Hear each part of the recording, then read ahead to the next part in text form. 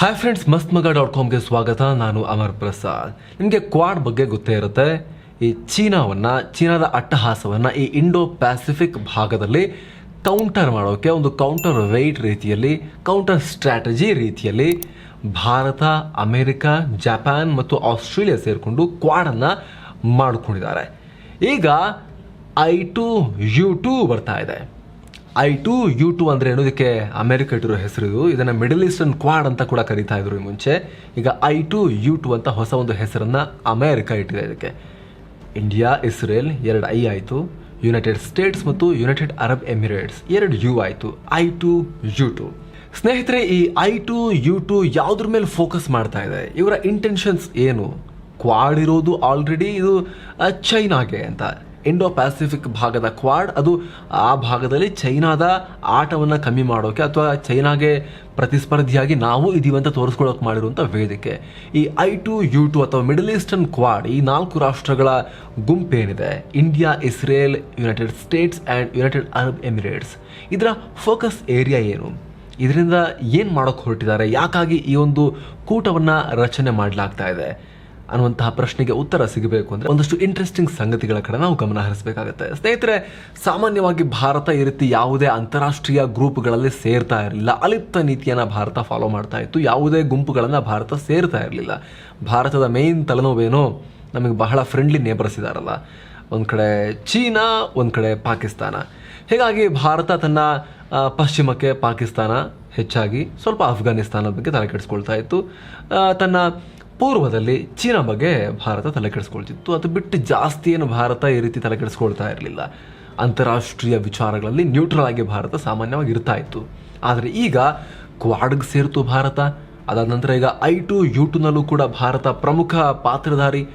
ಏನಿದು I2U2? ಇದರಿಂದ ಭಾರತಕ್ಕೆ ಏನಾಗಬೇಕು?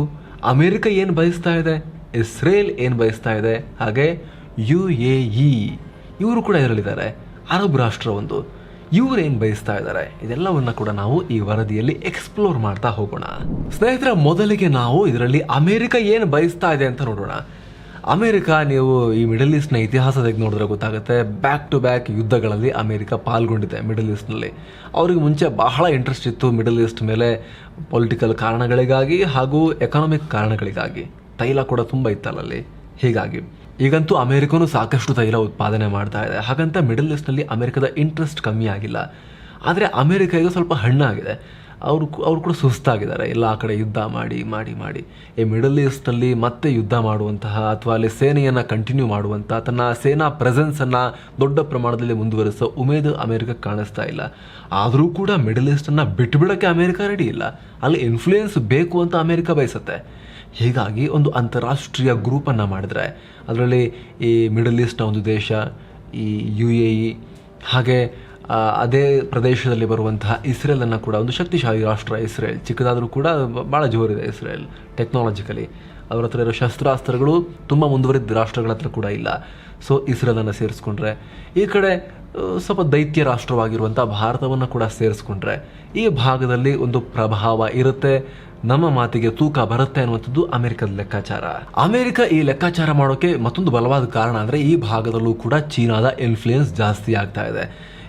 ಇದಕ್ಕೆ ಸಾಕಷ್ಟು ಎಕ್ಸಾಂಪಲ್ ಕೊಡ್ಬೋದು. ಈ ದುಬೈ ಅಥವಾ ಈ ಸೌದಿ ಅರೇಬಿಯಾ ಅಥವಾ ಈ ಭಾಗದ ಶೇಖ್ಗಳೇನಿದ್ದಾರೆ, ಅವರ ಕಂಪನಿಗಳೇನಿದ್ದಾವೆ ತುಂಬ, ಆ ಕಂಪನಿಗಳು ಚೈನೀಸ್ ಇನ್ವೆಸ್ಟ್ಮೆಂಟನ್ನು ತಗೊಂಡಿದ್ದಾರೆ. ತುಂಬ ಜನ ಚೈನೀಸ್ ಅರಬ್ ಜಾಯಿಂಟ್ ವೆಂಚರ್ನಲ್ಲಿ ಹಲವಾರು ಪ್ರಾಜೆಕ್ಟ್ಗಳು ಲಾಂಚ್ ಆಗಿಬಿಟ್ಟಿದ್ದಾವೆ. ಹೀಗಾಗಿ ಚೈನಾದ ಹಿತಾಸಕ್ತಿ ಕೆಲವೊಂದು ಅರಬ್ಬರ ಹಿತಾಸಕ್ತಿ ಕೂಡ ಆಗಿದೆ. ಈ ಅರಬ್ಬರ ಕೆಲವರ ಹಿತಾಸಕ್ತಿ ಚೈನಾದ ಹಿತಾಸಕ್ತಿ ಕೂಡ ಆಗಿಬಿಟ್ಟಿದೆ. ಇದು ಹಿಂಗೆ ಬೆಳೆಯೋಕೆ ಬಿಡ್ತಾ ಹೋದರೆ ತುಂಬ ಕಷ್ಟ ಅಂತ ಅಮೆರಿಕ ಕೂಡ ಚೆನ್ನಾಗಿ ಗೊತ್ತು. ಎಲ್ಲ ಬಿಡಿ, ಇಸ್ರೇಲ್ ತುಂಬ ಅತ್ಯಾಪ್ತ ರಾಷ್ಟ್ರ ಅಮೆರಿಕಾಗೆ, ಅತ್ಯಂತ ಆರಂಭದಿಂದಲೂ ಕೂಡ, ಇದೆಲ್ಲರಿಗೂ ಗೊತ್ತಿರುವಂಥ ವಿಚಾರ. ಆದರೂ ಕೂಡ ಇಸ್ರೇಲ್ನ ಹೈಫಾ ಪೋರ್ಟ್ನಲ್ಲಿ ಚೀನಾಗೆ ಇನ್ವೆಸ್ಟ್ ಮಾಡೋಕ್ಕೆ ಇಸ್ರೇಲ್ ಜಾಗ ಮಾಡಿ ಕೊಟ್ಬಿಡ್ತು. ಅಮೆರಿಕ ಫುಲ್ ಉರಿದು ಬಿತ್ತು ಇದರಿಂದ ಇಸ್ರೇಲ್ ಮೇಲೆ. ಅಲ್ಲ, ನಾವು ನಿಮಗೆ ಫ್ರೆಂಡು, ನಿಮಗೆ ನಾವು ಇಷ್ಟೆಲ್ಲ ಹೆಲ್ಪ್ ಮಾಡಿದ್ದೀವಿ, ನಿಮ್ಮ ಉಳಿವಿಗೆ ನಾವು ಕೂಡ ಪ್ರಮುಖ ಕಾರಣ ಇಸ್ರೇಲ್ನವರಿಗೆ, ನೀವು ಹೈಫಾ ಪೋರ್ಟ್ನಲ್ಲಿ ಚೈನೀಸ್ಗೆ ನೀವು ಜಾಗ ಕೊಟ್ಬಿಟ್ರಲ್ಲ ಅಂತ ಅಮೆರಿಕ ತುಂಬ ಅಪ್ಸೆಟ್ ಆಯಿತು. ಯಾಕಂದರೆ ಇದೇ ಹೈಫಾ ಪೋರ್ಟ್ ಸಮೀಪದಲ್ಲೇ ಅಮೆರಿಕದ 6th ಫ್ಲೀಟ್, ಅವರ ನೌಕಾಪಡೆಯ ದೊಡ್ಡ ತುಕಡಿ ಇದೆ ಅಲ್ಲಿ. ಜೊತೆಗೆ ಅಮೆರಿಕ ತನ್ನ ನ್ಯೂಕ್ಲಿಯರ್ ಸಬ್ಮರೀನ್ಗಳನ್ನು ಕೂಡ ಅಲ್ಲಿ ಪಾರ್ಕ್ ಮಾಡಿದೆ. ಅಲ್ಲೇ ಚೀನಾಗೆ ಇಸ್ರೇಲ್ ಜಾಗ ಕೊಟ್ಬಿಟ್ರೆ ಅಮೆರಿಕಾಗೆ ಹೆಂಗಾಗ್ಬಿಡುತ್ತೆ? ತಲೆ ಕೆಟ್ಟು ಹೋಗ್ಬಿಡುತ್ತೆ. ಅಮೆರಿಕಾಗೆ ಹಾಗೆ ಆಯಿತು. ನಮ್ಮ ಮೇಲೆ ಕಣ್ಣಿಡ್ತಾರೆ ಚೀನಿಯರು ಬಂದು, ನೀವೇನಕ್ಕೆ ಬಿಟ್ರಿ ಅಂತೆಲ್ಲ, ನೀವು ಅವ್ರನ್ನ ವಾಪಸ್ ಕಳಿಸಿ, ನಾವು ಅದಕ್ಕೇನು ಬೇಕಾದಕ್ಕೆ ನಾವು ಇನ್ವೆಸ್ಟ್ ಮಾಡ್ತೀವಿ ಅಂತ. ಆದರೆ ಇಸ್ರೇಲ್ ನಿರಾಕರಿಸ್ತು. ಹೀಗಾಗಿ ಅಮೆರಿಕಾಗೆ ಯಾರನ್ನ ಕೂಡ ಟೇಕನ್ ಫಾರ್ ಗ್ರಾಂಟೆಡ್ ಆಗಿ ತಗೊಳಕ್ಕೆ ಆಗಲ್ಲ, ಮಿತ್ರರಾಗಿದ್ರು ಕೂಡ ಅಂತ ಅರ್ಥ ಆಗ್ಲಿಕ್ಕೆ ಶುರುವಾಯಿತು. ಹೀಗಾಗಿ ಇಸ್ರೇಲನ್ನು ಕೂಡ ಮತ್ತೆ ದೊಡ್ಡ ಪ್ರಮಾಣದಲ್ಲಿ ತನ್ನ ಒಂದು ಇನ್ಫ್ಲೂಯೆನ್ಸ್ ವಲಯದಲ್ಲಿ ಇಟ್ಕೊಳ್ಳುವಂಥ ಪ್ರಯತ್ನಕ್ಕೆ ಅಮೆರಿಕ ಕೈ ಹಾಕಿದೆ. ಹೀಗಾಗಿನೇ ಭಾರತ, ಇಸ್ರೇಲ್, UAE ಜೊತೆ ಸೇರಿಕೊಂಡು ಈ ಭಾಗದಲ್ಲಿ ಒಂದು ಕೌಂಟರ್ ಬ್ಯಾಲೆನ್ಸನ್ನು ಕ್ರಿಯೇಟ್ ಮಾಡಬೇಕು ಅಂತ ಪ್ರಯತ್ನವನ್ನು ಅಮೆರಿಕ ಪಡ್ತಾ ಇದೆ. ಜೊತೆಗೆ UAEಯನ್ನು ಜಾಸ್ತಿ ಅಮೆರಿಕ ಪುಸ್ಲಾಯಿಸ್ತಿರೋದಕ್ಕೆ ಕಾರಣ ಅಲ್ಲಿ ಸೌದಿ ಅರೇಬಿಯಾ ಅದ್ರ ಜೊತೆ ಅಷ್ಟೊಂದೇನು ಉತ್ತಮವಾಗಿಲ್ಲ ಇತ್ತೀಚೆಗೆ ಅಮೆರಿಕದ ಸಂಬಂಧ. ಮುಂಚೆ ಚೆನ್ನಾಗೇ ಇತ್ತು, ಸೌದಿ ಕೂಡ ಅಮೆರಿಕದ ಮಿತ್ರ ರಾಷ್ಟ್ರನೇ, ಆದರೆ ಸಾಕಷ್ಟು ಅಲ್ಲಿ ಮೂಲಭೂತವಾದ ಇದೆ ಸೌದಿ ಅರೇಬಿಯಾದಲ್ಲಿ.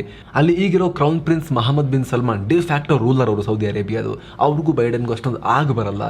ರಿಪೇರಿ ಕೆಲಸ ನಡೀತಿದೆ, ಮತ್ತೆ ಸರಿ ಮಾಡ್ಕೊಳ್ಳೋ ಪ್ರಯತ್ನ ಮಾಡ್ತಿದ್ದಾರೆ, ಆದರೂ ಕೂಡ ಅಷ್ಟೊಂದು ಆಗ ಬರಲ್ಲ. ಜೊತೆಗೆ ಕತಾರ್ನಲ್ಲಿ ಅಮೆರಿಕದ ಸೇನಾ ನೆಲೆ ಇದ್ರೂ ಕೂಡ ಕತಾರ್ ಫುಲ್ ಡಬಲ್ ಗೇಮ್ ಮಾಡುತ್ತೆ. ಅತ್ಲಾಗೆ ರಷ್ಯಾನೂ ಬಿಟ್ಕೊಡಲ್ಲ, ಅತ್ಲಾಗೆ ಅವ್ರು ಪಾಕಿಸ್ತಾನೂ ಬಿಟ್ಕೊಡಲ್ಲ, ತಾಲಿಬಾನಿಗಳನ್ನು ಬಿಟ್ಕೊಡಲ್ಲ, ಉಗ್ರಗಾಮಿಗಳನ್ನು ಕೂಡ ಬಿಟ್ಕೊಡಲ್ಲ. ಯಾರು? ಕತಾರ್ನವರು. ಅವರು ಊರಿಗೆಲ್ಲ ಈ ಅಲ್ ಜಜೀರಾ ಮೂಲಕ ಉಪದೇಶ ಮಾಡ್ತಾರೆ. ಅವ್ರು ಮಾಡೋದು ಮಾತ್ರ ಎಲ್ಲ ಡಬಲ್ ಗೇಮ್ ಕತಾರ್ನವರು. ಹೀಗಾಗಿ UAE ಕೂಡ ತುಂಬ ಮುಖ್ಯ ಆಗುತ್ತೆ ಈ ಭಾಗದಲ್ಲಿ ಅಮೆರಿಕಾಗೆ. ಇನ್ನು ಈ I2U2ನಲ್ಲಿರುವಂತಹ ಮತ್ತೊಂದು ಪ್ರಮುಖ ರಾಷ್ಟ್ರ ಇಸ್ರೇಲ್ಗೆ ಏನು ಇಂಟ್ರೆಸ್ಟು? ಅವರು ಈ ಗ್ರೂಪಿಂಗಲ್ಲಿ ಸೇರ್ಕೊಳ್ಳೋ ಮೂಲಕ ಏನನ್ನ ಅಚೀವ್ ಮಾಡೋಕ್ಕೆ ಬಯಸ್ತಾ ಇದ್ದಾರೆ ನೋಡಿ ಸ್ನೇಹಿತರೆ. ಇಸ್ರೇಲ್ ಹತ್ರ ಪ್ರಮುಖವಾಗಿರುವಂಥ ಶಕ್ತಿ ಏನು? ಇನೋವೇಷನ್, ಸಂಶೋಧನೆ, ಹೊಸ ಹೊಸ ಆವಿಷ್ಕಾರ, ಅದು ಇಸ್ರೇಲ್ನ ಸ್ಟ್ರೆಂತ್. ನೋಡಿ, ಈ UAE ಕೂಡ ಪೆಗಾಸಸ್ಸನ್ನು ಯೂಸ್ ಮಾಡಿರೋ ಎಕ್ಸಾಂಪಲ್ ಇದೆ, ಇತಿಹಾಸ ಇದೆ. ಈ ಕಣ್ಣಿಡುವಂಥ ಸ್ಪೈವೇರ್ನ ಇಂಡಿಯಾ ಕೂಡ ಯೂಸ್ ಮಾಡಿದೆ ಅಂತ ಆರೋಪಗಳನ್ನ ಮಾಡಲಾಗುತ್ತೆ. ಈ ಪೆಗಾಸಸ್ ಸ್ಪೈವೇರ್ನ ಅದು ಇಸ್ರೇಲ್ದಿದು. ಈ ರೀತಿ ಅದೊಂದೇ ಅಲ್ಲ, ಸಾಕಷ್ಟು ದೊಡ್ಡ ಪ್ರಮಾಣದಲ್ಲಿ ಇಸ್ರೇಲ್ನ ಟೆಕ್ನಾಲಜಿ ಜಗತ್ತಿನ ಬೇರೆ ಬೇರೆ ದೇಶಗಳಿಗೆ ತುಂಬ ಅಟ್ರಾಕ್ಟಿವ್. ಭಾರತ ಕೂಡ ದೊಡ್ಡ ಪ್ರಮಾಣದಲ್ಲಿ ಶಸ್ತ್ರಾಸ್ತ್ರಗಳನ್ನು ಕೂಡ, ಮಾಡರ್ನ್ ಟೆಕ್ನಾಲಜಿ ವಾರ್ಫೇರ್ಗಳನ್ನು ಕೂಡ ಇಸ್ರೇಲಿಂದ ತರಿಸ್ಕೊಳ್ಳುತ್ತೆ. ಸೊ ಇಸ್ರೇಲ್ ಹತ್ರ ಟೆಕ್ನಾಲಜಿ ಇದೆ, ಆವಿಷ್ಕಾರ ಇದೆ. ಆದರೆ ಇಸ್ರೇಲ್ ತನ್ನ ಈ ಸಾಮರ್ಥ್ಯವನ್ನು ಜಾಗತಿಕವಾಗಿ ಬಳಕೆ ಮಾಡಬೇಕು ಅಂದರೆ ಇಷ್ಟು ಸಣ್ಣ ದೇಶ ಇಟ್ಕೊಂಡು ಅತ್ಯುನ್ನತವಾದಂಥ ಟ್ಯಾಲೆಂಟನ್ನು ಇಟ್ಕೊಂಡು ಅವರು ಜಾಗತಿಕವಾಗಿ ಇನ್ಫ್ಲುಯೆನ್ಸನ್ನು ಬೆಳೆಸ್ಕೋಬೇಕು ಅಂದರೆ ಅವ್ರಿಗೇನು ಬೇಕು? ಸ್ಟ್ರಾಟಜಿಕ್ ಪವರ್ ಬೇಕು. ಅದು ಯಾರ ಹತ್ರ ಇದೆ? ಅಮೆರಿಕದ ಹತ್ರ ಇದೆ. ಅಮೆರಿಕ ಶಕ್ತಿಯನ್ನು ನಿಧಾನಕ್ಕೆ ಸ್ವಲ್ಪನೇ ಕಳ್ಕೊಳ್ತಾ ಇದ್ರೂ ಕೂಡ ಇವತ್ತಿಗೂ ಜಗತ್ತಿನ ದೊಡ್ಡಣ್ಣನ ಸ್ಥಾನದಲ್ಲಿ ಅಮೆರಿಕನೇ ಕೂತ್ಕೊಂಡಿದೆ. ಅಮೆರಿಕದ ಡಾಲರ್ ಇವತ್ತಿಗೂ ಜಗತ್ತಿನ ಹಲವಾರು ರಾಷ್ಟ್ರಗಳಿಗೆ, ಬಹುತೇಕ ರಾಷ್ಟ್ರಗಳಿಗೆ ರಿಸರ್ವ್ ಫಾರಿನ್ ಎಕ್ಸ್ಚೇಂಜ್. ಜೊತೆಗೆ ಅಮೆರಿಕ ಜಗತ್ತಿನ ಮೂಲೆ ಮೂಲೆಯಲ್ಲೂ ಕೂಡ ತನ್ನ ಸೇನಾ ಸಾಮರ್ಥ್ಯವನ್ನು ಸ್ಥಾಪನೆ ಮಾಡಿಬಿಟ್ಟಿದೆ. ಎಲ್ಲ ಕಡೆ ಸೇನಾ ನೆಲೆ, ವಾಯುನೆಲೆ, ನೌಕಾನೆಲೆಗಳನ್ನು ಅಮೆರಿಕ ನಿರ್ಮಾಣ ಮಾಡಿಬಿಟ್ಟಿದೆ. ಜಗತ್ತಿನ ಮೂಲೆ ಮೂಲೆಯಲ್ಲೂ ಎಲ್ಲ ರಾಷ್ಟ್ರಗಳ ಮೇಲೂ ಕೂಡ ಅಮೆರಿಕ ಇನ್ಫ್ಲೂಯೆನ್ಸ್ ಮಾಡುತ್ತೆ. ಅಮೆರಿಕದ ಆ ಸ್ಟ್ರಾಟಜಿಕ್ ಪವರ್ ತನ್ನ ಉಪಯೋಗಕ್ಕೆ ಬಂದರೆ ತುಂಬ ಒಳ್ಳೆಯದು ಅನ್ನೋದು ಇಸ್ರೇಲಿಗೆ ಚೆನ್ನಾಗಿ ಗೊತ್ತು. ಇಸ್ರೇಲ್ ಒಂದು ದೇಶವಾಗಿ ರೂಪುಗೊಂಡು ಉಳ್ಕೊಳ್ಳಿಕ್ಕೆ, ಅಸ್ತಿತ್ವವನ್ನು ಗಟ್ಟಿಯಾಗಿ ಹಿಡಿದಿಟ್ಕೊಳ್ಳಿಕ್ಕೆ ಅಮೆರಿಕದ ಈ ಸ್ಟ್ರಾಟಜಿಕ್ ಪವರ್ ಕೂಡ ತುಂಬ ಕೆಲಸ ಮಾಡಿದೆ. ಅದಕ್ಕೆ ಲೇಟೆಸ್ಟ್ ಎಕ್ಸಾಂಪಲ್ ಅಂದರೆ ಮುಂದೆ ಬರ್ತೀವಿ ಅದ್ರ ಬಗ್ಗೆ, ಅಬ್ರಹಾಮಿಕ್ ಅಕಾರ್ಡ್. ಈ ಅರಬ್ ರಾಷ್ಟ್ರಗಳು ಇಸ್ರೇಲ್ ಮೇಲೆ ಮುಗಿಬೀಳ್ತಾ ಇದ್ರಲ್ಲ, ಆರಂಭದಲ್ಲಿ ಹಲವಾರು ಯುದ್ಧಗಳನ್ನು ಕೂಡ ಮಾಡಿದ್ರಲ್ಲ, ಈಗ ಅದೇ ಅರಬ್ ರಾಷ್ಟ್ರಗಳೊಂದಿಗೆ ಇಸ್ರೇಲ್ನ ಸಂಬಂಧವನ್ನು ನಾರ್ಮಲ್ ಮಾಡುವಲ್ಲಿ, ಇಸ್ರೇಲನ್ನು ಈ ಅರಬ್ ರಾಷ್ಟ್ರಗಳು ಗುರುತಿಸುವಂತೆ ಮಾಡುವಲ್ಲಿ ಇದೇ ಅಮೆರಿಕ ಅಬ್ರಹಾಮಿಕ್ ಅಕಾರ್ಡ್ಸನ್ನು ಸೈನ್ ಮಾಡಿಸೋ ಮೂಲಕ ಎರಡು ಕಡೆಯವ್ರನ್ನ ಕೂರಿಸಿ ಬ್ರೋಕರ್ ಕೆಲಸ ಮಾಡಿದೆ. ಸೊ ಅಮೆರಿಕದ ತಾಕತ್ತೇನು ಅಂತ ಇಸ್ರೇಲಿಗೆ ಚೆನ್ನಾಗಿ ಗೊತ್ತು. ಸೊ ಇಸ್ರೇಲ್ ಮೊದಲಿಗೆ ಇದರಲ್ಲಿ ಬಯಸೋದು ಅಮೆರಿಕದ ಸ್ಟ್ರಾಟಜಿಕ್ ಪವರ್ ತನ್ನ ಕಡೆ ಇರಲಿ ಯಾವಾಗಲೂ ಅಂತ. ಎರಡನೇದಾಗಿ ಇಸ್ರೇಲ್ ಏನು ಬಯಸುತ್ತೆ? ಇಲ್ಲಿ ಯುನೈಟೆಡ್ ಅರಬ್ ಎಮಿರೇಟ್ಸ್ನ ಕ್ಯಾಪಿಟಲನ್ನು, ಬಂಡವಾಳವನ್ನು ಬಯಸುತ್ತೆ. ಯುನೈಟೆಡ್ ಅರಬ್ ಎಮಿರೇಟ್ಸ್ 8ನೇ ಅತ್ಯಂತ ಶ್ರೀಮಂತ ರಾಷ್ಟ್ರ ಇಡೀ ಜಗತ್ತಲ್ಲಿ ಪರ್ ಕ್ಯಾಪಿಟಲ್ GDPಯನ್ನು ತೆಗೆದು ನೋಡಿದಾಗ. ಹೀಗಿರಬೇಕಾದ್ರೆ ಅಲ್ಲಿ ಸಿಕ್ಕಾಪಟ್ಟೆ ಸಂಪತ್ತಿದೆ ಯುನೈಟೆಡ್ ಅರಬ್ ಎಮಿರೇಟ್ಸ್ನಲ್ಲಿ. ಅಮೆರಿಕದ ಸ್ಟ್ರಾಟಜಿಕ್ ಪವರ್, ತನ್ನ ಬಳಿ ಇರುವಂತಹ ಇನೋವೇಷನ್, ಆವಿಷ್ಕಾರ, ಜೊತೆಗೆ UAEಯ ಬಂಡವಾಳ ಕೂಡ ಬಂದು ಸುರಿಯೋಕ್ಕೆ ಶುರುವಾದರೆ ಇಸ್ರೇಲನ್ನು ಹಿಡಿಯೋರೇ ಇಲ್ಲ ಅನ್ನೋದು ಈ ಇಸ್ರೇಲ್ನ ಇಂಟ್ರೆಸ್ಟ್ ಈ I2U2ನಲ್ಲಿ.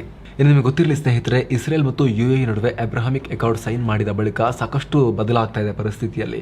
ಒಂದು ಕಾಲದಲ್ಲಿ ವೈರ್ಗಳು ನಿಂತಿದ್ದವರೆಲ್ಲ ಈಗ ಕ್ಲೋಸ್ ಆಗ್ತಾ ಇದ್ದಾರೆ.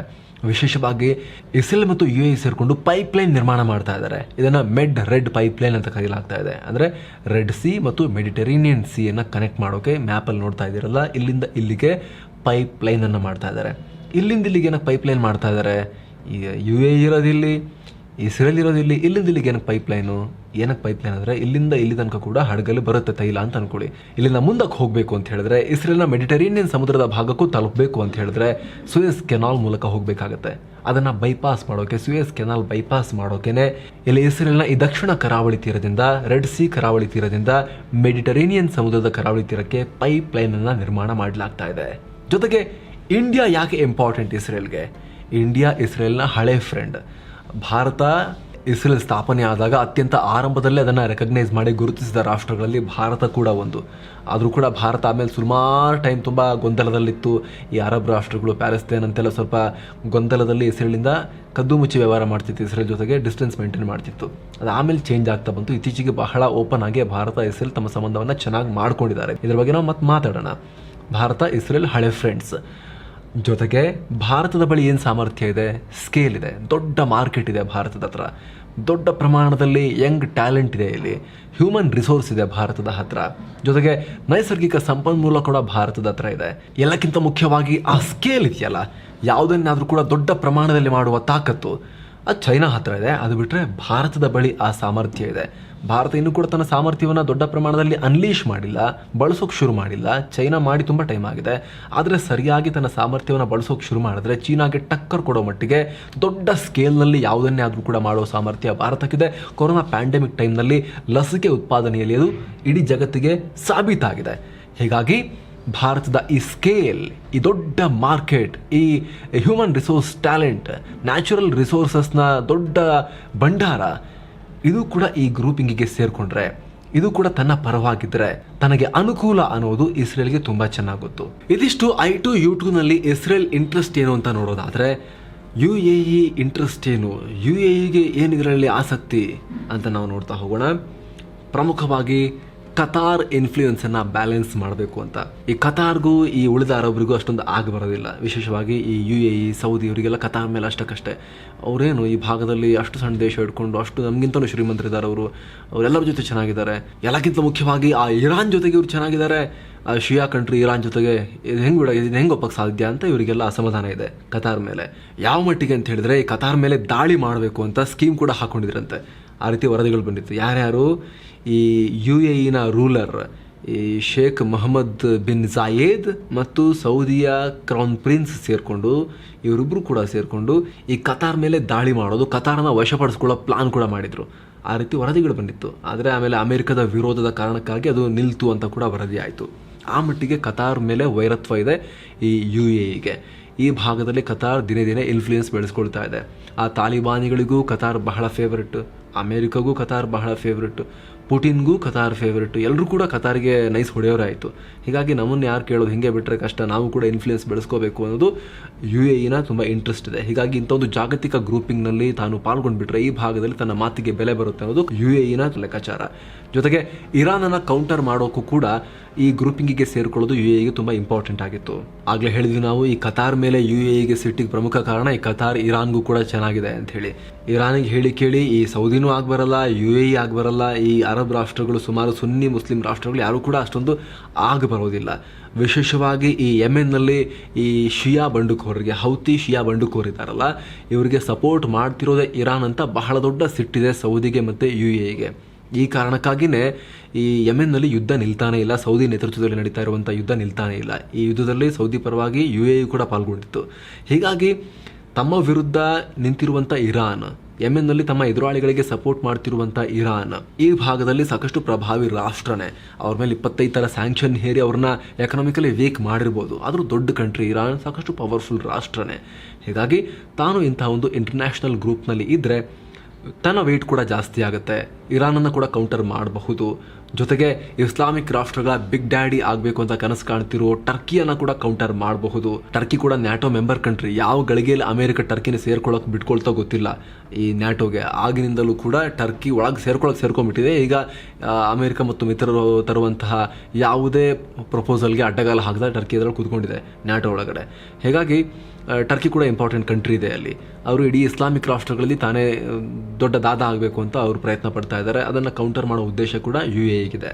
ಇಷ್ಟೆಲ್ಲದರ ಜೊತೆಗೆ ಜಾಗತಿಕವಾಗಿ ಒಂದು ದೊಡ್ಡ ಫೈನಾನ್ಷಿಯಲ್ ಹಬ್ ಆಗಿ ಹೋಗಿದೆ UAE. ಅದಿರುವಂಥ ಸಿಟಿಗಳಾಗಿರುವಂಥ ದುಬೈ ಆಗಿರ್ಬೋದು, ಅಬುದಾಬಿ ಆಗಿರ್ಬೋದು, ಶಾರ್ಜಾ ಆಗಿರ್ಬೋದು, ಗ್ಲೋಬಲ್ ಸೆಂಟರ್ಗಳಾಗಿಬಿಟ್ಟಿವೆ. ವಿಶ್ವದಾದ್ಯಂತ ಇರೋ ಪ್ರವಾಸಿಗರು ಅಲ್ಲಿಗೆ ಹೋಗ್ತಾರೆ. ಅದರಲ್ಲೂ ಕೂಡ ಇಸ್ರೇಲ್ ನೋಡಿ, ಇಲ್ಲಿ ಇಸ್ರೇಲ್ ಮತ್ತು ಯು ಎಗೆ ಮುಂಚೆ ಬರ್ತಾ ಇರಲಿಲ್ಲ. ಇವ್ರ ಸಂಬಂಧ ಸುಧಾರಣೆ ಆದಮೇಲೆ, ಅದರಲ್ಲೂ ಕೂಡ ಈ ಅಬ್ರಹಾಮಿಕ್ ಅಕಾರ್ಡ್ಸ್ ಆದಮೇಲೆ ಅತ್ಯಂತ ಕಮ್ಮಿ ಟೈಮ್ನಲ್ಲಿ ಲಕ್ಷಾಂತರ ಇಸ್ರೇಲಿ ಪ್ರವಾಸಿಗರು ದುಬೈಗೆ ವಿಸಿಟ್ ಮಾಡಿದ್ದಾರೆ ಅನ್ನುವಂಥ ಡೇಟಾ ಕೂಡ ಇದೆ. ಹೀಗಾಗಿ ಈ ತನ್ನ ಟೂರಿಸಂ ಆಗಿರ್ಬೋದು, ತಾನೊಬ್ಬ ಜಾಗತಿಕ ಫಿನಾನ್ಷಿಯಲ್ ಹಬ್ ಅನ್ನುವಂಥ ಸ್ಟೇಟಸ್ ಏನು ಗಳಿಸ್ಕೊಂಡಿದೆ ಈ ಯು ಎ ಸಿಟಿಗಳು, ವಿಶೇಷವಾಗಿ ದುಬೈ, ಅದನ್ನು ಉಳಿಸ್ಕೋಬೇಕು, ಬೆಳೆಸ್ಕೊಂಡು ಹೋಗಬೇಕು. ಅದಕ್ಕೋಸ್ಕರ ತನಗೆ ಜಾಗತಿಕ ವೇದಿಕೆಗಳಲ್ಲಿ ಇನ್ಫ್ಲೂಯೆನ್ಸ್ ಬೇಕು ಅನ್ನುವಂತಹ ಯೋಚನೆ ಕೂಡ I2U2ನಲ್ಲಿ ಪಾಲ್ಗೊಳ್ಳುವಾಗ UAE ಮಾಡಿರುತ್ತೆ. ಈಗ ವೆರಿ ಇಂಪಾರ್ಟೆಂಟ್, ಭಾರತ ಏನು ಬಯಸುತ್ತೆ ಇಲ್ಲಿ ಅನ್ನುವಂಥದ್ದನ್ನು ಕೂಡ ನಾವಿಲ್ಲಿ ನೋಡಬೇಕು. ಸ್ನೇಹಿತರೆ, ಮೊದಲನೇದಾಗಿ UAEನಲ್ಲಿ ಭಾರತಕ್ಕೆ ತುಂಬ ಇಂಟ್ರೆಸ್ಟ್ ಇದೆ. ಯಾಕಂತ ಹೇಳಿದ್ರೆ UAEನ ಅತಿ ದೊಡ್ಡ ಲೇಬರ್ ಮಾರ್ಕೆಟ್ ಇದೆಯಲ್ಲ, ಅದು ಭಾರತಕ್ಕೆ ಇಂಪಾರ್ಟೆಂಟ್ ಇಲ್ಲಿ. ಯಾಕಂದರೆ ಭಾರತದ ದೊಡ್ಡ ಪ್ರಮಾಣದ ಕಾರ್ಮಿಕರು, ಕೆಲಸಗಾರರು ಅಥವಾ ಉನ್ನತ ಸ್ಥಾನಗಳಲ್ಲಿರೋರು ಕೂಡ ಕೆಲವರು ಅಲ್ಲಿ ಹೋಗಿ ಕೆಲಸ ಮಾಡ್ತಿದ್ದಾರೆ. ದುಬೈನ ಅಥವಾ UAEನ ಇತರ ನಗರಗಳಲ್ಲಿ ಕೆಲಸ ಮಾಡ್ತಾ ಇದ್ದಾರೆ. ಜೊತೆಗೆ UAEನ ಆಯಿಲ್ ಕೂಡ ಭಾರತಕ್ಕೆ, ಈ ತೈಲ ಕೂಡ, ಕಚ್ಚಾ ತೈಲ ಕೂಡ ತುಂಬ ಇಂಪಾರ್ಟೆಂಟ್ ಆಗುತ್ತೆ. ಜೊತೆಗೆ ಈ ಇಸ್ರೇಲ್ನ ಇನೋವೇಷನ್ ಕೂಡ ಭಾರತಕ್ಕೆ ಬೇಕು. ಇಸ್ರೇಲ್ ಭಾರತದ ಸಂಬಂಧ ನಾವು ಆಗಲೇ ಹೇಳಿದ್ವಿ, ಐತಿಹಾಸಿಕವಾಗಿ ಚೆನ್ನಾಗೇ ಇದೆ. ನಾವು ಮಧ್ಯದಲ್ಲಿ ಭಾರತದವರು ಸ್ವಲ್ಪ ಆ ಕಡೆ ಮಾಡಿದ್ರು ಕೂಡ ಇಸ್ರೇಲ್ ನಮ್ಮೊಟ್ಟಿಗೆ ಚೆನ್ನಾಗೇ ಇದೆ ಭಾರತದೊಂದಿಗೆ. ಹೀಗಾಗಿ ಇಸ್ರೇಲ್ ಅಂತಹ ರಾಷ್ಟ್ರ, ಅತ್ಯಾಧುನಿಕ ಟೆಕ್ನಾಲಜಿಯಲ್ಲಿ ಹೊಸ ಹೊಸ ಸಾಧನೆಗಳನ್ನು ಮಾಡ್ತಿರುವ ರಾಷ್ಟ್ರ, ಅದರೊಂದಿಗೆ ಸಂಬಂಧವನ್ನು ಚೆನ್ನಾಗಿಟ್ಕೊಳ್ಳೋದು ಭಾರತಕ್ಕೂ ಕೂಡ ತುಂಬ ಇಂಪಾರ್ಟೆಂಟ್. ಜೊತೆಗೆ ಈ ಅಮೆರಿಕದ ವಿಚಾರದಲ್ಲಿ ಭಾರತ ಮುಂಚಿನಿಂದಲೂ ಕೂಡ ಸಾಕಷ್ಟು ಅನುಮಾನದಿಂದಲೇ ನೋಡ್ತಾ ಇತ್ತು. ಇವರು ಅಮೆರಿಕ ನಂಬೋದಾ, ಇವರು ಹೆಂಗೆ ನಂಬೋದು ಅಂತಲೇ ಭಾರತ ಮುಂಚಿನಿಂದಲೂ ಕೂಡ ಯೋಚನೆ ಮಾಡ್ತಾ ಇತ್ತು. ಮುಂಚೆ ಹೆಂಗೂ ಭಾರತ ಅನ್ಅಫಿಷಿಯಲಿ ಸೋವಿಯತ್ ಒಕ್ಕೂಟದ ಒಂದು ರೀತಿ ಅಲಯನ್ಸ್ ಪಾರ್ಟ್ನರ್ ಥರ ಇತ್ತು. ಅನ್ಅಫಿಷಿಯಲಿ ಏನು, ಇಂದಿರಾ ಗಾಂಧಿ ಅಂತೂ ಸೈನ್ ಹಾಕ್ಕೊಂಡಿದ್ರು ಸೋವಿಯತ್ ಯೂನಿಯನ್ ಜೊತೆಗೆ. ಇಂದಿರಾ ಗಾಂಧಿ ಇದ್ದಾಗ ಒಂದು ಅಗ್ರಿಮೆಂಟ್ಗೆ ಸೈನ್ ಆಗಿತ್ತು, ನಿಮ್ಮ ಹೆಲ್ಪಿಗೆ ನಾವು ಬರಬೇಕು, ನಮ್ಮ ಹೆಲ್ಪಿಗೆ ನೀವು ಬರಬೇಕು, ಈ ರಕ್ಷಣೆ ವಿಚಾರಕ್ಕೆ ಸಂಬಂಧಪಟ್ಟಂತೆ ಆತಂಕ ಎದುರಾದಾಗ ಅಂತ. ಈ ರೀತಿ ಸೋವಿಯತ್ ಪರ ಇತ್ತು ಭಾರತ ಮುಂಚೆ. ಅದಾದ ನಂತರ ಬದಲಾದರೂ ಕೂಡ ಪರಿಸ್ಥಿತಿ ಸೋವಿಯತ್ತೇ ಇಲ್ಲ ಆಯಿತು. ಆಮೇಲೆ ಭಾರತ ಕೂಡ ಸಾಕಷ್ಟು ಉದಾರೀಕರಣ ಮಾಡಿಕೊಂಡು ಭಾರತ ಕೂಡ ಒಂದು ಬಂಡವಾಳಶಾಹಿ ರಾಷ್ಟ್ರ ಆಗ್ತಾ ಬಂತು. ಆದರೂ ಕೂಡ ಅಮೆರಿಕದ ವಿಚಾರದಲ್ಲಿ ಭಾರತೀಯರ ಮನಸ್ಸಲ್ಲಿ, ಅದರಲ್ಲೂ ಕೂಡ ಭಾರತದ ಎಸ್ಟಾಬ್ಲಿಷ್ಮೆಂಟ್ನಲ್ಲಿ ಅನುಮಾನ ಇದ್ದೇ ಇತ್ತು. ಆದರೆ ಯಾವಾಗ ಈ ಚೀನಾದ ಥ್ರೆಟ್ ಜಾಸ್ತಿ ಆಗ್ಲಿಕ್ಕೆ ಶುರುವಾಯಿತು, ಚೀನಾ ಗಡಿಯಲ್ಲಿ ದೊಡ್ಡ ಪ್ರಮಾಣದಲ್ಲಿ ಕಿರಿಕಿರಿ ಮಾಡೋಕೆ ಯಾವಾಗ ಶುರು ಮಾಡ್ತು, ಆಗ ಭಾರತ ಅಮೆರಿಕದ ಕಡೆಗೆ ಜಾಸ್ತಿ ವಾಲೋಕೆ ಶುರು ಮಾಡ್ತು. ಅದು ಮುಂಚೆನೇ ಶುರುವಾಗಿತ್ತು ನರಸಿಂಹರಾವ್ ಅವರ ಅವಧಿಯಲ್ಲಿ, ಅದಾದ ನಂತರ ಅಟಲ್ ಬಿಹಾರಿ ವಾಜಪೇಯಿ ಅವರ ಅವಧಿಯಲ್ಲಿ, ಅದಾದಮೇಲೆ ಮನಮೋಹನ್ ಸಿಂಗ್ ಅವರ ಅವಧಿಯಲ್ಲಿ, ಈಗ ನರೇಂದ್ರ ಮೋದಿ ಅವರ ಅವಧಿಯಲ್ಲಂತೂ ಇನ್ನೂ ಜಾಸ್ತಿ ಅಮೆರಿಕಗೆ ಭಾರತ ಹತ್ತಿರ ಆಗ್ತಾ ಬಂದಿದೆ. ಅದಕ್ಕೆ ಮತ್ತಷ್ಟು ವೇಗ ಸಿಕ್ಕಿದ್ದು ಯಾವಾಗ ಅಂತ ಹೇಳಿದ್ರೆ, ಈ ಗಡಿಯಲ್ಲಿ ಲಡಾಖ್ ಪ್ರದೇಶದಲ್ಲಿ, ಡೋಕ್ಲಾಂ ಪ್ರದೇಶದಲ್ಲಿ, ಈ ಪಂಗಂಗ್ಸೋ ಸರೋವರದ ಬಳಿ ಗಲಾಟೆ ಆಯ್ತಲ್ಲ, ಇಲ್ಲೆಲ್ಲ ಚೀನಾ ತಕರಾರು ಜಾಸ್ತಿ ಮಾಡಿದಂತೆ, ಅದರ ಕಿರಿಕಿರಿ ಉಪಟಳ ಜಾಸ್ತಿ ಆದಂತೆ ಭಾರತಕ್ಕೂ ಕೂಡ ಗೊತ್ತಾಗ್ಲಿಕ್ಕೆ ಶುರುವಾಯಿತು. ಜಾಗತಿಕವಾಗಿ ನೋಡಿ ಹಿಂಗೆ ಮಾಡ್ತಾ ಇದೆ ಅಂತ ನಾನು ಹೇಳಿದಾಗ ಯಾರಾದರೂ ಕೇಳಬೇಕು ಅಂತ ಹೇಳಿದ್ರೆ, ತನ್ನ ಮಾತಿಗೆ ಒಂಚೂರಾದರೂ ಬೆಲೆ ಬೇಕು ಅಂದರೆ ಇಂತಹ ಜಾಗತಿಕ ಗುಂಪುಗಳಲ್ಲಿ ತಾನು ಕೂಡ ಕಾಣಿಸ್ಕೋಬೇಕು ಅಂತ ಅರ್ಥ ಆಗ್ಲಿಕ್ಕೆ ಶುರುವಾಯಿತು. ಹೀಗಾಗಿ 2007-8ರಲ್ಲಿ ಕ್ವಾಡ್ ಮೊದಲಿಗೆ ಶುರುವಾದಾಗ ಅಷ್ಟೊಂದು ಆಸಕ್ತಿ ತೋರದ ಭಾರತ, ನಂತರ ತಾನೇ ಜಾಸ್ತಿ ಇಂಟ್ರೆಸ್ಟ್ ತೋರಿಸಿ 2018ರಲ್ಲಿ ಮತ್ತೆ ದೊಡ್ಡ ಪ್ರಮಾಣದಲ್ಲಿ ಕ್ವಾಡ್ ಮೇಲೆ ಬರೋಕೆ, ಮತ್ತೆ ಜೀವ ಪಡೆಯೋಕೆ ಭಾರತ ಪ್ರಮುಖ ಪಾತ್ರವನ್ನು ನಿಭಾಯಿಸಿತು. ಈ ರೀತಿ ತನ್ನ ಅಲಿಪ್ತ ನೀತಿಯನ್ನು ಬದಿಗೆ ತಳ್ಳಿ ನೇರವಾಗಿ ಅಮೆರಿಕದ ಸೈಡ್ಗೆ ಭಾರತ ವಾಲ್ತು. ಈಗ I2U2 ಅಥವಾ ಮಿಡಲ್ ಈಸ್ಟರ್ನ್ ಕ್ವಾಡ್ ಕೂಡ ಇದರ ಮುಂದುವರಿದ ಭಾಗನೇ. ಅಮೆರಿಕ ಮತ್ತು ಅದರ ಗ್ಲೋಬಲ್ ಇನ್ಫ್ಲೂಯೆನ್ಸ್ ಭಾರತಕ್ಕೆ ತುಂಬಾ ಇಂಪಾರ್ಟೆಂಟ್ ಅಂತ ಭಾರತಕ್ಕೆ ಅರ್ಥ ಆಗ್ಲಿಕ್ಕೆ ಶುರುವಾಗಿದೆ. ಯಾಕಂದ್ರೆ ಪಕ್ಕದಲ್ಲಿ ಅಮೆರಿಕಗೆ ಸೆಡ್ಡು ಹೊಡಿತಿರೋ ತರ ನಮ್ಮ ಶತ್ರು ಚೀನಾ ಬೆಳೀತಾ ಇದೆ. ಚೀನಾ ಭಾರತಕ್ಕೆ ಮಿತ್ರ ಆಗ್ಲಿಕ್ಕೆ ಯಾವತ್ತಿಗೂ ಕೂಡ ಸಾಧ್ಯ ಇಲ್ಲ. ನಾವು ಅವರೊಂದಿಗೆ ಯುದ್ಧವನ್ನು ಕೂಡ ಮಾಡಿಬಿಡ್ತೀವಿ 1962ರಲ್ಲಿ. ಅವರು ಮತ್ತು ನಮ್ಮ ಇನ್ನೊಂದು ಪರಮ ಶತ್ರು ಪಾಕಿಸ್ತಾನ ತುಂಬಾ ಕ್ಲೋಸ್ ಇದ್ದಾರೆ. ಹೀಗಾಗಿ ಭಾರತಕ್ಕೆ ಅನಿವಾರ್ಯತೆ ಕೂಡ ಆಗಿದೆ ಅಮೆರಿಕದೊಂದಿಗೆ ಕ್ಲೋಸ್ ಆಗೋದು. ನೀವು ಕೇಳ್ಬೋದು ರಷ್ಯಾ ಇಲ್ವಾ ಅಂತ. ರಷ್ಯಾ ಹೇಗೆ ಅಂತ ಹೇಳಿದ್ರೆ, ನಮಗೆ ಏನೆಲ್ಲ ಆಧುನಿಕ ಶಸ್ತ್ರಾಸ್ತ್ರಗಳನ್ನು ಮಾರಿದೆ. ನೀವು ಹೇಳ್ತೀರಲ್ಲ, ನಮಗೆ ಶಸ್ತ್ರಾಸ್ತ್ರ ಕೊಟ್ಟಿದೆ ರಷ್ಯಾ, S-400 ಕೊಡ್ತಾ ಇದ್ದಾರೆ, ಸುಕೋಯ್ ಕೊಟ್ಟಿದ್ದಾರೆ ಅಂತ, ನೀವು ಮಿಗ್ ಕೊಟ್ಟಿದ್ದಾರೆ ಅಂತ ನೀವೆಲ್ಲ ಹೇಳ್ಬೋದು. ಆದರೆ ನಮಗೆ ಕೊಟ್ಟಿರೋ ಈ ಎಲ್ಲ ಶಸ್ತ್ರಾಸ್ತ್ರಗಳನ್ನು ರಷ್ಯಾ ಚೀನಾಗೂ ಕೊಟ್ಟಿದೆ. ರಷ್ಯಾ ಚೀನಾಗೂ ಅತ್ಯಾಪ್ತ ರಾಷ್ಟ್ರ. ಹೀಗಾಗಿ ಕೇವಲ ಒಂದು ಕಡೆ ಡಿಪೆಂಡ್ ಆಗಿರೋಕ್ಕೆ ಸಾಧ್ಯ ಇಲ್ಲ ಅನ್ನೋ ಕಾರಣಕ್ಕಾಗಿ ಭಾರತ ತನ್ನ ಈ ಸ್ಟ್ರಾಟಜಿಕ್ ಶಿಫ್ಟನ್ನು ಮಾಡಿದೆ. ಇಂಟರ್ನ್ಯಾಷನಲ್ ರಿಲೇಷನ್ಶಿಪ್ನಲ್ಲಿ ಅಮೆರಿಕದೊಂದಿಗೂ ಭಾರತ ಕ್ಲೋಸ್ ಆಗ್ತಾ ಬಂದಿದೆ. ಎಲ್ಲ ಸರಿ, ಆದರೆ ಈ ಗಲ್ಫ್ ರಾಷ್ಟ್ರಗಳಲ್ಲಿ UAE ಒಂದೇ ಇರೋದಲ್ವಲ್ಲ, ಸೌದಿ ಅರೇಬಿಯಾ ಕೂಡ ಇದೆಯಲ್ಲ. ನೀವು UAE ಮಾತ್ರ ಸೇರ್ಕೊಂಡು ಈ ರೀತಿ ಗ್ರೂಪ್ ಮಾಡ್ಕೊಂಡ್ಬಿಟ್ರೆ ಸೌದಿಗೆ ಬೇಜಾರಾಗಲ್ವಾ ಅಂತ ಪ್ರಶ್ನೆ ನಿಮಗೆ ಮೂಡಬಹುದು. ಆದರೆ ನಿಮ್ಮ ಗಮನಕ್ಕಿರಲಿ ಸ್ನೇಹಿತರೆ, ಸೌದಿ ಕೂಡ ಭಾರತಕ್ಕೆ ತುಂಬ ಮುಖ್ಯ ರಾಷ್ಟ್ರ ಹೌದು. ಆದರೂ ಕೂಡ ಈ ಇಸ್ರೇಲ್ ಮತ್ತು UAE ಹತ್ತಿರ ಆಗೋ ವಿಚಾರದಲ್ಲಿ ಸೌದಿಯ ಮೌನ ಸಮ್ಮತಿ ಕೂಡ ಇದೆ. ಇಲ್ಲಿ ಅಬ್ರಹಾಮಿಕ್ ಅಕಾರ್ಡ್ಗೆ ಈ ಅರಬ್ ಮುಸ್ಲಿಂ ರಾಷ್ಟ್ರಗಳನ್ನು ಈ ಜೂ ರಾಷ್ಟ್ರ, ಯಹೂದಿ ರಾಷ್ಟ್ರ ಇಸ್ರೇಲೊಂದಿಗೆ ಸಂಬಂಧ ಬೆಸೆಯೋ ಈ ಅಬ್ರಹಾಮಿಕ್ ಅಕಾರ್ಡ್ ಅಮೆರಿಕದ ಬ್ರೋಕರ್ಶಿಪ್ಪಲ್ಲಿ ಆಯ್ತಲ್ಲ, ಇದಕ್ಕೆ ಸೌದಿ ಅರೇಬಿಯಾ ಸೈನ್ ಮಾಡಿಲ್ಲ ಅಂದರೂ ಕೂಡ ಸೌದಿ ಅರೇಬಿಯಾದ ಮೌನ ಸಮ್ಮತಿ ಇದೆ ಇದಕ್ಕೆ. ಯಾಕಂದರೆ ಅದಕ್ಕೂ ಕೂಡ ಕತಾರನ್ನ ಕೌಂಟರ್ ಮಾಡಬೇಕು, ವೆರಿ ಇಂಪಾರ್ಟೆಂಟ್ಲಿ ಸೌದಿ ಅರೇಬಿಯಾಗೆ ಇರಾನನ್ನು ಕೌಂಟರ್ ಮಾಡಬೇಕು. ಹೀಗಾಗಿ ಮೌನವಾಗಿ ಸಮ್ಮತಿಯನ್ನು ಕೊಟ್ಟಿದೆ ಸೌದಿ ಅರೇಬಿಯಾ ಈ ಅಬ್ರಹಾಮಿಕ್ ಅಕಾರ್ಡ್ಸ್ಗೆ. ಯಾಕೆ ಮೌನವಾಗಿ, ಯಾಕೆ ಬಹಿರಂಗವಾಗಿ ಹೋಗೋದಿಲ್ಲ ಸೌದಿ ಅರೇಬಿಯಾ ಇಸ್ರೇಲ್ ಹತ್ರಕ್ಕೆ? ಯಾಕೆ ಹೋಗೋದಿಲ್ಲ ಅಂತ ಹೇಳಿದ್ರೆ, ಮುಸ್ಲಿಮರ ಅತ್ಯಂತ ಪವಿತ್ರ ಕ್ಷೇತ್ರಗಳಾದ ಮೆಕ್ಕಾ, ಮದೀನಾ ಇದೆಲ್ಲ ಇರೋದಿಲ್ಲಿ ಸೌದಿ ಅರೇಬಿಯಾದಲ್ಲಿ. ಈ ಪವಿತ್ರ ಸ್ಥಳಗಳ ಕಸ್ಟೋಡಿಯನ್ ಅಥವಾ ಕಾವಲುಗಾರ ಈ ಸೌದಿ ಅರೇಬಿಯಾ. ಸೌದಿ ಅರೇಬಿಯಾದ ರೆಸ್ಪಾನ್ಸಿಬಿಲಿಟಿ ಮುಸ್ಲಿಮರ ಈ ಪವಿತ್ರ ಕ್ಷೇತ್ರಗಳು. ಆ ಜವಾಬ್ದಾರಿ ಇಟ್ಕೊಂಡು ಮುಸ್ಲಿಮರ ಒಂದು ರೀತಿ ಹೃದಯ ಸ್ಥಾನ ಅಂತ ಕರೆಸ್ಕೊಳ್ಳುವಂಥ ಈ ಮೆಕ್ಕಾ ಮದೀನಾದ ಜವಾಬ್ದಾರಿ ಹಿಡ್ಕೊಂಡು ನೀವು ಇಡೀ ಜಗತ್ತಿನಾದ್ಯಂತ ಮುಸ್ಲಿಮರಿಗೆ ಮಸೀದಿ ಕಟ್ಟೋಕೆ ಇದಕ್ಕೆಂತೆಲ್ಲ ದುಡ್ಡು ಕೊಡ್ತಿರುವಂಥ ರಾಷ್ಟ್ರ ಆಗಿದ್ದುಕೊಂಡು ನೀವು ನೇರವಾಗಿ ಇಸ್ರೇಲ್ ಪರ ಹೋದರೆ ನೀವು ಪ್ಯಾಲೆಸ್ತೀನ್ನ ಮುಸ್ಲಿಮರಿಗೆ ದ್ರೋಹ ಮಾಡ್ದಂಗೆ ಆಗುತ್ತೆ ಅನ್ನುವಂಥ ಸಂದೇಶ ರವಾನೆ ಆಗುತ್ತಲ್ಲ. ಆ ಒಂದು ಕಾರಣಕ್ಕಾಗಿ ಸೌದಿ ಅರೇಬಿಯಾ ನೇರವಾಗಿ ಇಸ್ರೇಲ್ ಜೊತೆ ಗುರುತಿಸ್ಕೊಳ್ತಿಲ್ಲ. ಆದರೂ ಕೂಡ ಒಳಗಿಂದೊಳಗೆ ಸಂಬಂಧ ಚೆನ್ನಾಗಿ ಮಾಡ್ಕೊಂಡಿದ್ದಾರೆ. ಅಫಿಷಿಯಲ್ ಆಗಿ ಓಪನ್ ಅಪ್ ಆಗಿ ಅದನ್ನು ಬಹಿರಂಗವಾಗಿ ಹೇಳ್ತಾ ಇಲ್ಲ ಅಷ್ಟೇ, ಬಹಿರಂಗವಾಗಿ ಆ ಒಪ್ಪಂದಕ್ಕೆ ಸೈನ್ ಒಂದು ಮಾಡಿಲ್ಲ ಅಷ್ಟೇ. ಅದು ಬಿಟ್ಟು ಉಳಿದ ಎಲ್ಲ ರೀತಿಯಲ್ಲೂ ಕೂಡ ಇವ್ರ ನಡುವೆ ಸಂಬಂಧ ಚೆನ್ನಾಗಿ ಆಗಿ ಹೋಗಿದೆ. ಹೀಗಿರುವಾಗ ಭಾರತ, ಇಸ್ರೇಲ್, UAE ಮತ್ತು ಅಮೆರಿಕ ಒಂದಾದ ತಕ್ಷಣ ಸೌದಿ ಅರೇಬಿಯಾಗೆ ದೊಡ್ಡ ಪ್ರಾಬ್ಲಮ್ ಏನು ಆಗಲ್ಲ ಅನ್ನುವಂಥ ವಿಶ್ಲೇಷಣೆಯನ್ನು ಕೂಡ ಮಾಡಲಾಗ್ತಾ ಇದೆ. ಆದರೆ ಇಲ್ಲಿ ಒಂದು ವಿಚಾರ ಏನು ಅಂತ ಹೇಳಿದ್ರೆ, ಭಾರತಕ್ಕೆ ಇರಾನ್ ವಿಚಾರದಲ್ಲಿ ನಷ್ಟ ಆಗ್ಬೋದು. ಯಾಕಂದರೆ ಇರಾನ್ ಮತ್ತು ಭಾರತ ತುಂಬ ಒಳ್ಳೆ ಸಂಬಂಧವನ್ನು ಹೊಂದಿದ್ದಾರೆ. ತುಂಬ ಬೇರೆ ಕಡೆ ಎಲ್ಲ ಕಷ್ಟ ಆದಾಗಲೂ ಕೂಡ ಇರಾನ್ ನಮಗೆ ತೈಲವನ್ನು ಕೊಟ್ಟಿದೆ. ಅದರಲ್ಲೂ ಕೂಡ ಬೇರೆ ಎಲ್ಲ ರಾಷ್ಟ್ರಗಳಿಗೆ ತೈಲ ತೊಗೊಂಬರ್ಬೇಕಾದ್ರೆ ಡಾಲರಲ್ಲಿ ಪೇಮೆಂಟ್ ಮಾಡಬೇಕು. ಆದರೆ ಇರಾನ್ ಮಾತ್ರ ನೀವು ರುಪಿಯಲ್ಲೇ ಪೇಮೆಂಟ್ ಮಾಡಿ ಪರವಾಗಿಲ್ಲ ಅಂತ ಪೇಮೆಂಟ್ ಮಾಡಿಸ್ಕೊಂಡು ಭಾರತಕ್ಕೆ ತೈಲ ಕೊಟ್ಟಿದೆ ಹಿಂದೆ. ಇರಾನ್ ಕೂಡ ತೈಲ ಸಂಪದ್ಭರಿತ ರಾಷ್ಟ್ರ, ಇರಾನಲ್ಲಿ ತುಂಬ ತೈಲ ಇದೆ. ಆದರೆ ಈ ಅಮೆರಿಕದ ಈ ಸ್ಯಾಂಕ್ಷನ್ಗಳಿಂದಾಗಿ ಇವರಷ್ಟು ರಿಚ್ ಆಗದೆ ಇರ್ಬೋದು. ಸೌದಿ ಮತ್ತು ಈ ದುಬೈ ಅಷ್ಟು ಅಥವಾ ಉಳಿದಂಥ ರಾಷ್ಟ್ರಗಳಷ್ಟು ರಿಚ್ ಆಗದೇ ಇರ್ಬೋದು. ತೈಲವನ್ನು ಅವ್ರು ಸರಿಯಾಗಿ ಅದನ್ನು ಮಾರಿ ದುಡ್ಡು ಮಾಡ್ಕೊಳ್ಳಿಕ್ಕೆ ಆಗದೇ ಇರ್ಬೋದು. ಆದರೆ ಇದೊಂದು ತೈಲ ಸಂಪದ್ಭರಿತ ರಾಷ್ಟ್ರ ಇರಾನ್. ಈಗ ಇಸ್ರೇಲ್, UAE ಮತ್ತು ಅಮೆರಿಕ ಜೊತೆ ಸೇರಿಕೊಂಡು ಈ ಮಿಡಲ್ ಈಸ್ಟ್ ಭಾಗದಲ್ಲಿ ಒಕ್ಕೂಟ ಮಾಡಿಕೊಂಡ್ರೆ ಭಾರತ ಇರಾನ್ನಿಂದ ಮತ್ತಷ್ಟು ದೂರ ಆಗ್ಬೋದು. ಆಲ್ರೆಡಿ ಚೀನಾ ತೆಕ್ಕೆಗೆ ಜಾರ್ತಾ ಇರುವಂಥ ಇರಾನಲ್ಲಿ ದೊಡ್ಡ ಪ್ರಮಾಣದಲ್ಲಿ ದುಡ್ಡು ಸುರಿತಿದ್ದಾರೆ. ಈಗ ಸುಮಾರು ರಾಷ್ಟ್ರಗಳನ್ನು ಕತ್ತಿಸಿಕೆ ಆಯಿತು ಸಾಲ ಕೊಟ್ಟು. ಈಗ ಇರಾನ್ ಸರಿದೆ, ಈಗ ಇರಾನ್ಗೂ ದುಡ್ಡು ಸುರಿತಿದ್ದಾರೆ ಚೈನೀಸ್. ಸೊ ಈ ರೀತಿ ಚೈನಾ ತೆಕ್ಕೆಗೆ ಜಾರ್ತಾ ಇರುವಂಥ ಇರಾನ್ ಮತ್ತಷ್ಟು ಭಾರತದಿಂದ ದೂರ ಹೋಗ್ಬೋದು. ಇನ್ನು ಪ್ಯಾಲೆಸ್ತೈನ್ ವಿಚಾರ ನಾವು ಆಗಲೇ ಹೇಳಿದ್ವಿ, ಅರಬ್ ರಾಷ್ಟ್ರಗಳು ಸರಿ ಮಾಡ್ಕೊಳ್ತಿದ್ದಾರೆ ಸಂಬಂಧ ಇಸ್ರೇಲ್ ಒಟ್ಟಿಗೆ ಅಂತೇಳಿ. ಪ್ಯಾಲೆಸ್ತೈನ್ ಅವರೇ ಬಿಟ್ಟಾಗಿದೆ ಅಂತ. ಮುಂಚೆಲ್ಲ ಒಂದು ಕಾಲ ಇತ್ತು, ಭಾರತದವರು ಇಸ್ರೇಲ್ ಜೊತೆ ಸಂಬಂಧ ಸರಿ ಮಾಡ್ಕೊಳ್ಳೋಕೆ ಹಿಂಜರಿತಿದೆ. ಯಾಕಂತ ಹೇಳಿದ್ರೆ ಈ ಪ್ಯಾಲೆಸ್ತೈನ್ ಭಾರತ ಕಡೆಗಣಿಸ್ದಂಗೆ ಆಗುತ್ತೆ ಅನ್ನುವಂಥ ಸಂದೇಶ ರವಾನೆಯಾಗಿ ಈ ಅರಬ್ ರಾಷ್ಟ್ರಗಳು ಸೌದಿ, UAE ಇವರೆಲ್ಲ ನಮಗೆ ಅಗೇನ್ಸ್ಟ್ ಆಗಿಬಿಟ್ರೆ ಅನ್ನೋಂಥ ಚಿಂತೆ ಭಾರತಕ್ಕೆ ಕಾಡ್ತಾ ಇತ್ತು. ಈಗ ಈ ಸೌದಿ, UAE ಅಂತಹ ರಾಷ್ಟ್ರಗಳೇ ನೇರವಾಗಿ ಈ ಇಸ್ರೇಲೊಂದಿಗೆ ಸಂಬಂಧ ಸರಿ ಮಾಡ್ಕೊಂಡಿರ್ಬೇಕಾದ್ರೆ ಈಗ ಭಾರತಕ್ಕೂ ಕೂಡ ಪ್ಯಾಲೆಸ್ತೈನ್ ವಿಚಾರದ ಬಗ್ಗೆ ಜಾಸ್ತಿ ತಲೆ ಕೆಡಿಸ್ಕೊಳ್ಳದೆ ಇಸ್ರೇಲ್ ಜೊತೆ, UAE ಜೊತೆ, ಅಮೆರಿಕ ಜೊತೆ ಸಂಬಂಧವನ್ನು ಬಲ ಮಾಡಿಕೊಂಡು ಆ ಭಾಗದಲ್ಲಿ ಒಂದು ಅಲಯನ್ಸ್ ಮಾಡ್ಕೊಳ್ಳಿಕ್ಕೆ ಯಾವುದೇ ಅಂತ ದೊಡ್ಡ ಅಡೆತಡೆ ಉಳ್ಕೊಂಡಿಲ್ಲ. ಇದಕ್ಕೆ ಕ್ರೆಡಿಟ್ ಕೊಡಬೇಕಾಗಿರೋದು ಮಹಾಶಯ ಡೊನಾಲ್ಡ್ ಟ್ರಂಪ್ಗೆ. ಅವ್ರು ಏನು ಮಾಡಿದಾರೋ ಬಿಟ್ಟಿದ್ದಾರೋ, ಆದರೆ ಇದೊಂದು ದೊಡ್ಡ ಒಂದು ಕೊಡುಗೆಯನ್ನಂತೂ ಕೊಟ್ಟರು ಅವರು ವಿಶ್ವದ ಶಾಂತಿಗೆ ಮತ್ತು ಈ ಇಂಟರ್ನ್ಯಾಷನಲ್ ರಿಲೇಷನ್ಶಿಪ್ನಲ್ಲಿ. ಅದು ಅಬ್ರಹಾಮಿಕ್ ಅಕಾರ್ಡ್ಸ್. ಮೊದಲಿಗೆ ಇಸ್ರೇಲ್ ಜೊತೆ ಈ ಒಪ್ಪಂದಕ್ಕೆ ಬಹ್ರೇನ್ ಸೈನ್ ಮಾಡ್ತು, UAE ಸೈನ್ ಮಾಡ್ತು. ಆಮೇಲೆ ಸುಡಾನ್ ಮತ್ತು ಮೊರಾಕೊ ಕೂಡ ಇದೇ ದಾರಿಯಲ್ಲಿದ್ದಾರೆ. ಸೌದಿ ಅರೇಬಿಯಾ ಕೂಡ ಸೀಕ್ರೆಟ್ ಆಗಿ ಇದಕ್ಕೆಲ್ಲ ಸಪೋರ್ಟ್ ಮಾಡ್ತಾ ಇದೆ.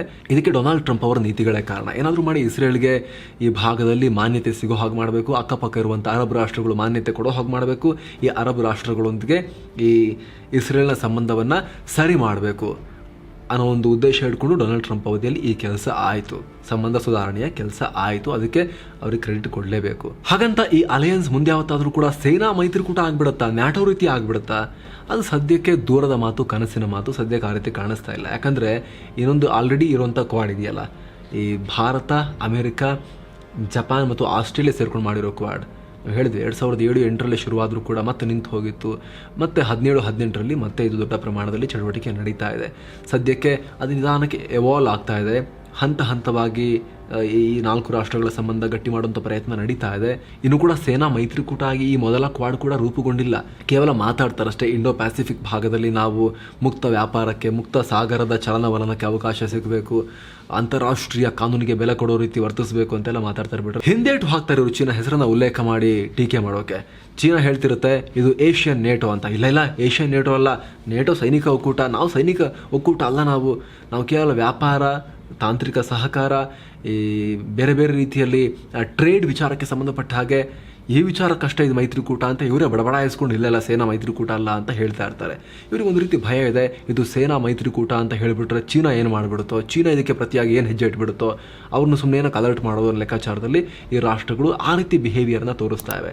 ಹೀಗಿರಬೇಕಾದ್ರೆ ಈ I2U2 ಅಥವಾ ಈ ಮಿಡಲ್ ಈಸ್ಟರ್ನ್ ಕ್ವಾಡ್ ಇದೆಯಲ್ಲ, ಇದು ಸೇನಾ ಮೈತ್ರಿಕೂಟ ಆಗೋದು ಇನ್ನಷ್ಟು ದೂರದ ಮಾತು ಅಂತ ಈ ಕ್ಷಣಕ್ಕೆ ಅನಿಸ್ತಾ ಇದೆ.